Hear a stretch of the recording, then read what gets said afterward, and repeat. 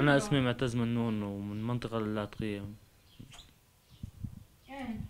وعمري 27 سنة من سوريا. Ben işte bu aile için çok temiz insanlar, çok iyi bir insanlardırlar. Ben de elimden geldiği kadar zaten her şeyde de yardımcı oluyorum, destekte bulunuyorum.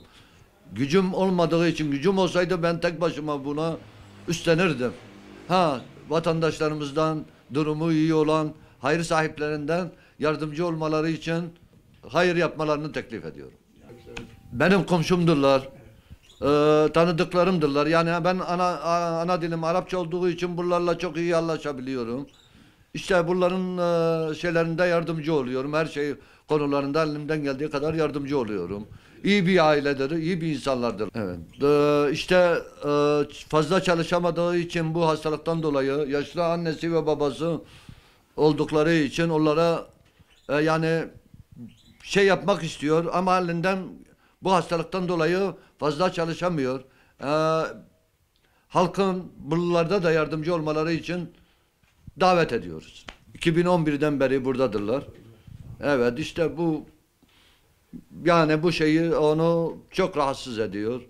Onlar da hayır sahiplerinden yardım diliyorlar. Yardım istiyorlar.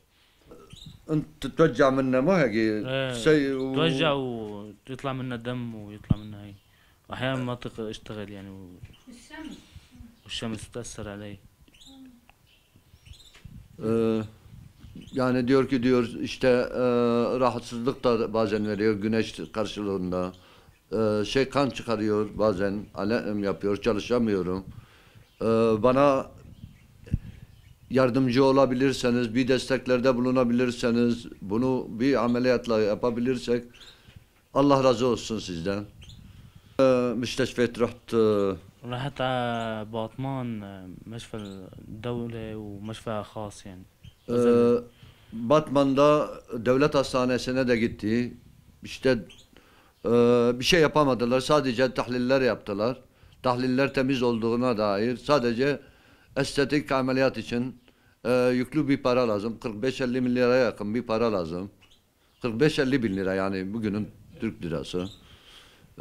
Özel hastanelere de gitti. Tabii gücü olmadığı için yapamıyor. İşte bizim halktan, vatandaşlardan, hayır sahiplerinden destekte bulunmalarını istiyor. من وقت الولد doğuştan beri işte bu eskiden daha küçüktü. İşte yaşı büyüdükçe büyümeye başladı. Rahatsız da oluyor. İşte halkın içine girmek istemiyor bu şeyden dolayı. بالنسبة أنا صار عمري 27 سنة ولهلا أنا متزوج لعندي هي وعم ساعد أهلي والملة أكتريتها ما عم تحسن تشغلني لسبب وضعي يعني مشان وشي اي والله هي يعني وهي قصتي يعني يعني ما طالب غير من أهل الخير إنه مثلا يعملوا لي عملية والله يكتر خيركم. İşte ben evlenmek istiyorum. Yalnız bu işte bu şeyden dolayı, bu durumdan, hastalığımdan dolayı hem toplumun içine utanarak çıktığım zaman utanarak çıkıyorum. Çocuklar ya da başka birisi gördüğü zaman öyle bana bakarcasına bakıyor. Nasıl diyeyim yani bir hortlak gibi görmüş gibi görüyor beni. İşte bundan rahatsız oluyorum. Ben de toplumun içine fazla yürüdüğüm zaman yüzümü kafama eğerekten geçiyorum. Görmezsin, kimse görmezsin. أنا بطلب من كل واحد يعني بيعمل خير لوجه الله تعالى إنه يساعدني وقدر المستطاع يعني. İşte ben hayır sahiplerinden bana destekte bulunmaları için eğer kim yardım ederse, kim yardımda bulunabilir diyorsa teşekkür ederim. Allah razı olsun. أنا معي سكر وضغط والقلب بطلع الدرج بتعب والله هيك شو بدنا ومشان ولدي اريد ايه نريد مساعدة نريد المساعدة من أهل الخير والله على الله شو بدنا نسوي الحمد لله. İşte bu da annesidir. Sizden yardım ve destekte bulunması için size duacı oluyor. Kim yardımcı, destekçi oluyorsa Onlar da yaşlıdırlar. Hem de birçok hastalık da var onlarda. Şekerdir, tansiyondur, bilmem ne. İşte, tek çocukları budur yardımcı olan onlara destekte. O da 10 günde bir çalışabiliyor. Hayır sahiplerine dua ediyorlar.